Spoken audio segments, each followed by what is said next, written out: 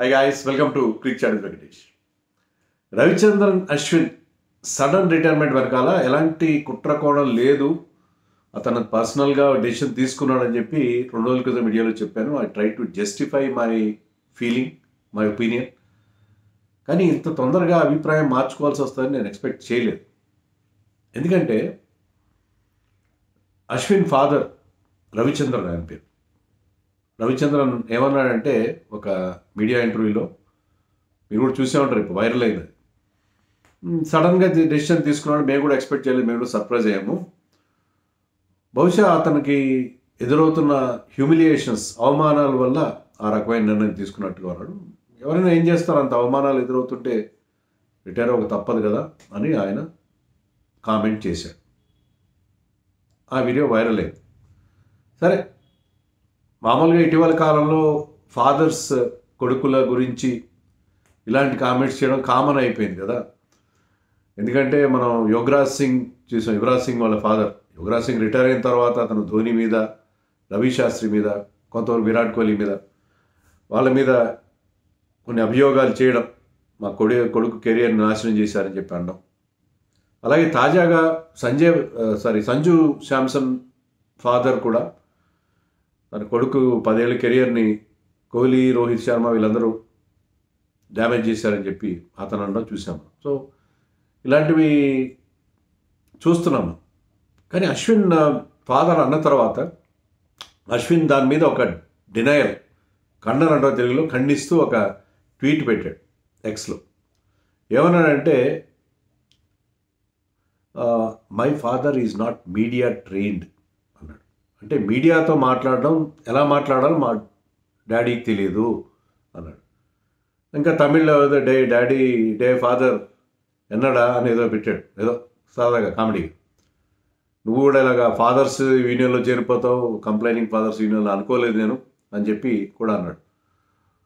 ఇక్కడ మనం గుర్తించాల్సిన విషయం ఏంటంటే, లేదు నాకు ఎలాంటి హ్యూమిలియేషన్ ఎదురుగాలేదు, మా నాన్న చెప్పింది కరెక్ట్ కాదు, అలాంటిది ఏమీ లేదు అని అశ్విన్ డినై చేయలేదు. అతను ఏమన్నా అంటే, మా డాడీకి మీడియాతో మాట్లాడడం చేత కాదు, ఏం మాట్లాడాలో ఏం చెప్పకూడదో, ఏం చెప్పాలో ఏం చెప్పకూడదో తెలియదు అన్నాడు తప్ప ఏమి అంటే నాకు అలాంటిది ఏం హ్యూమిలియేషన్ లాంటిది ఏం లేదు, నేను నాతో నేను రిటైర్ అయినా ఏం చెప్పలేదు. ఈవెన్ ప్రెస్ మీట్లో అతను వచ్చినప్పుడు కూడా he did not take any questions. ఏమన్నా అంటే, నేను సడన్గా డెసిషన్ తీసుకున్నాను, అది పర్సనల్ డెసిషన్ చెప్పి క్వశ్చన్స్ తీసుకోవట్లేదు, నేను క్వశ్చన్స్ ఆన్సర్ చేయదలుచుకోలేదు, ఎందుకంటే ఎమోషనల్గా ఉన్నాను, ఏమైనా నేను తప్పుగా మాట్లాడచ్చు ఈ స్టేజ్లో అని చెప్పి he avoided questions. So sudden decision ఇప్పటికీ మన బాధ పెడుతుంది ఆ డెసిషన్. నాకు 2 రోజుల నుంచి ఏదో లోపల ఏదో తెలుస్తూ ఉంది, అని అశ్విన్ ఏంటబ్బా ఇలా రిటైర్. ఎందుకంటే అక్కడ కొన్ని వీడియోస్, కొన్ని విజువల్స్ చూస్తున్నాం మనం. జిమ్మీ ఆండర్సన్ రిటైర్ అయితే లార్డ్స్లో last test match, farewell test match అట్టహాసంగా జరిగింది. అక్కడ గంట మోగిస్తారు. ఎవరు మోగించారు? ఆండర్సన్ కూతుళ్ళు వచ్చి మోగించారు. అలాగే అశ్విన్ కూడా 2 క్యూట్ డాటర్స్ ఉన్నారు, వాళ్ళు వచ్చి అలా పార్టిసిపేట్ చేసి వాళ్ళ ఫ్యామిలీతో వచ్చి. ఎందుకంటే ఇది ఇలాంటి టైంలో రిటైర్మెంట్ అప్పుడు ఎలా ఉంటుందంటే చాలా బాధగా ఉంటుంది. అప్పుడు మీరు మీ ఫ్యాన్స్ ముందు, మిమ్మల్ని అభిమానించే వాళ్ళ ముందు వాళ్ళు మీకు ఒక మంచి సెండ్ ఆఫ్ ఇస్తే ఆ బాధని కొంతవరకు తగ్గించుకోవడానికి వీలవుతుంది. అలా కాకుండా ఏదో కొన్ని వేళ్ల మైళ్ళ దూరంలో, ఇండియాకి దూరంలో, సదర్న్ హెమిస్ఫియర్లో మీరు సడన్గా ఒక నిర్ణయం ప్రకటించడం అంటే చాలా దారుణంగా. అంత మంచి మ్యాచ్ విన్నర్ ఇండియాకి, బౌలింగ్తోనే కాదు, బ్యాటింగ్తో కూడా ఎన్నో క్రూషియల్ నాక్స్ ఆడినవాడు. బౌలింగ్ విషయంలో చెప్పాల్సిందే ఉంది, మళ్ళీ చెప్పుకోవాల్సిన అవసరం లేదు. ఈ was our soul match winner for more than a decade. ఒక పుష్కర కాలం పాటు మనం సాధించిన విజయాల్లో అతని కీలక పాత్ర వహించాడు, దాంట్లో ఎలాంటి సందేహం లేదు. అలాంటి ఒక క్రికెటర్కి కపిల్ దేవ్ అన్నాడు, నేను కనుక అక్కడ ఉంటే ఇలా పోనిచ్చేవాడిని కాదు, ఇలా సడన్గా రిటైర్ అవనిచ్చేవాడిని కాదు అశ్విన్ని. బలంత పెట్టాల్సి నో క్వశ్చన్. మీరు కావాలంటే నువ్వు ఈ సిరీస్ అంతా ఆడిన తర్వాత నువ్వు ఇండియాలో వెళ్ళి ప్రకటించు రిటైర్మెంట్. ఇండియాలో నీకు ఫేర్వెల్ టెస్ట్ ఇస్తాం, అయితే సచిన్ కోసం స్పెషల్గా ఒక సిరీస్ ఆర్గనైజ్ చేశారు, అలాగా నీకు ఒక ఫేర్వెల్ టెస్ట్ ఇస్తాము, దాంట్లో నువ్వు రిటైర్మెంట్ చేయడు.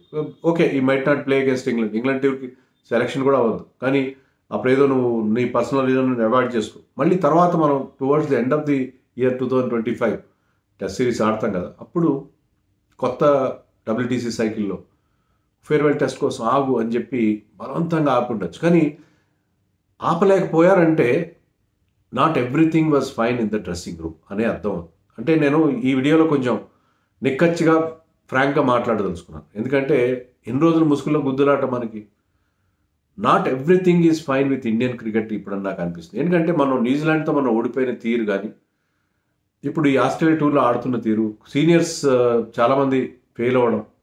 సో సీనియర్స్కి ఏమన్నా మీరు ఒక థ్రెట్ పెట్టారా? మీకు అంటే హ్యాంగింగ్ డెమకల్స్ స్కోర్డ్ అంటారు ఇంగ్లీష్లో. అంటే మీ మెడ మీద కత్తి వేలాడుతుందా? మీరు బాగా పర్ఫామ్ చేయకపోతే మిమ్మల్ని పంపించేస్తాను. ఎందుకంటే గ్రెగ్ చాపల్ పీరియడ్ ఇలాగే జరిగింది. అప్పుడు కూడా సీనియర్స్ అందరూ ఫెయిల్ అయ్యారు.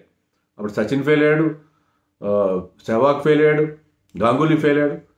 చాలామంది ఫెయిల్యూర్స్ చూసాం మనం వరల్డ్ కప్ 2007 వరల్డ్ కప్లో దారుణంగా ఫెయిల్ అయ్యాం.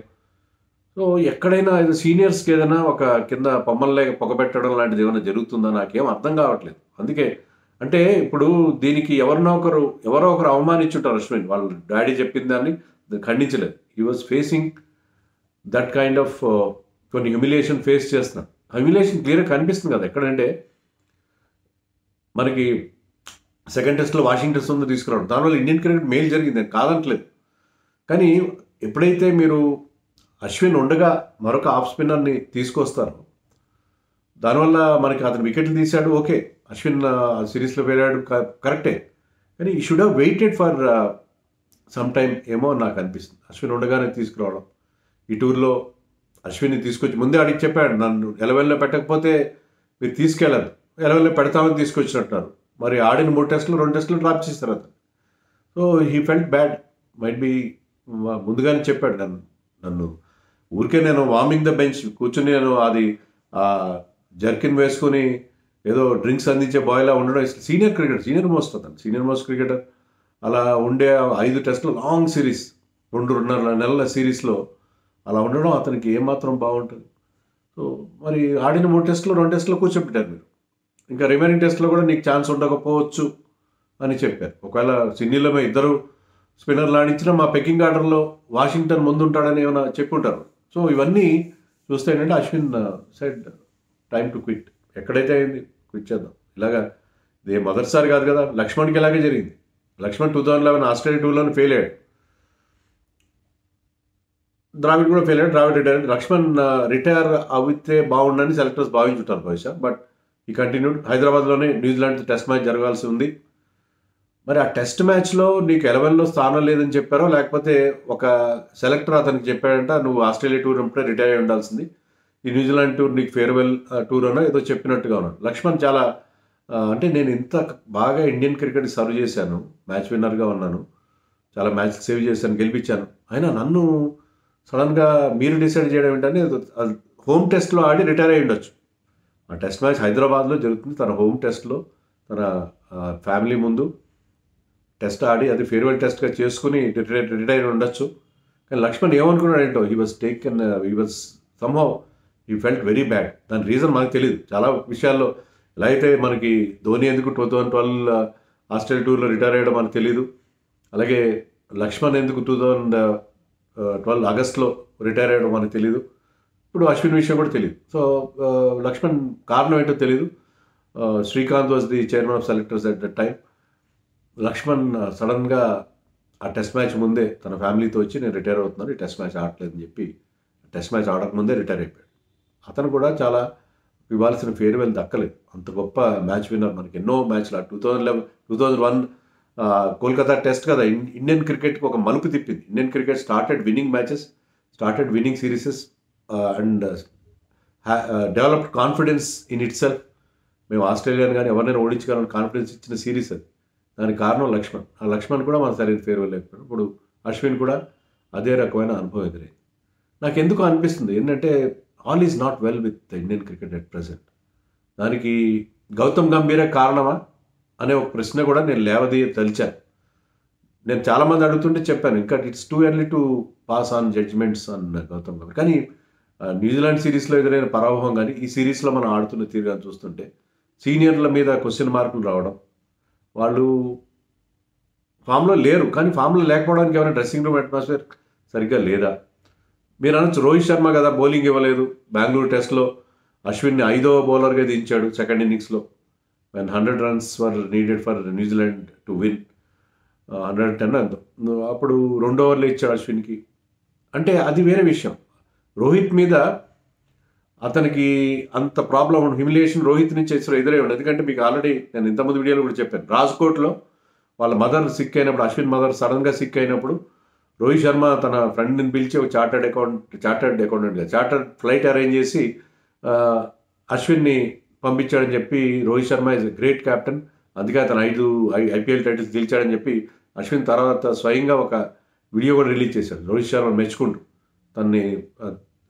తర్వాత మొన్న రోహిత్ కూడా చెప్పాడు ఏంటంటే, పర్త్ టెస్ట్లో ఎప్పుడైతే అతను డ్రాప్ చేశారో అప్పుడే అశ్విన్, ఎందుకంటే అశ్విన్ అడిగినట్టున్నాడు, నన్ను ఆడిచ్చేటట్టుగా ఉంటే తీసుకెళ్ళండి, లేకపోతే డోంట్ టేక్ మీ టు అసలు. కానీ పర్త్ టెస్ట్ డ్రాప్ చేసినప్పుడు వాషింగ్టన్ ఆడించినప్పుడు అశ్విన్ రిటైర్మెంట్ గురించి వార్తలు వచ్చినాయి. నేను పర్త్ టెస్ట్ అవుతుండగానే రోహిత్ వెళ్ళాడు కదా, వెళ్ళి ఏం చెప్పాడంటే, no you stay back, you will play the pink ball test అని చెప్పి నేను ఆడించానని చెప్పి ప్రెస్ మీట్లో చెప్పాడు. So Rohit Sharma never had anything against Ashwin. Ashwin విషయంలో రోహిత్ శర్మ మీద అశ్విన్కి ఎలాంటి కంప్లైంట్స్ కొంత ఉండొచ్చు, కెప్టెన్ మీద ఎవరికైనా, బాస్ మీద ఎవరికైనా కంప్లైంట్స్ ఉంటాయి, ఎంప్లాయీస్ కూడా తెలుసు, కానీ ఎక్కువ ఉండే అవకాశం. ఎందుకంటే ఈవెన్ T20 వరల్డ్ కప్లో, వన్డే వరల్డ్ కప్లో అశ్విన్ కావాలని రోహిత్ శర్మ కోరడం కూడా మనకు తెలుసు. So Rohit had good equation with Ashwin. ఏమైనా ఉంటే గంభీర్తోనే ఉండాలి. విరాట్ కోహ్లీతో ఏమీ లేదు. ఇంకా విరాట్ కోహ్లీ ఇద్దరు కలిసి లాస్ట్లో ఆ రోజు రిటైర్ రోజున వాళ్ళిద్దరూ చాలాసేపు మాట్లాడుకోవడం కూడా మనం చూస్తాం. సో అతనికి ఆ హ్యూమిలియేషన్ గంభీర్ నుంచే ఎదురై ఉంటుందని చెప్పి చెప్పడానికి నేను సాహసిస్తున్నాను. గంభీర్ కొంతమంది సీనియర్లు, అదే వాషింగ్టన్ తీసుకొచ్చినప్పుడు గంభీరే కదా, అట్లా సందేహం లేదు.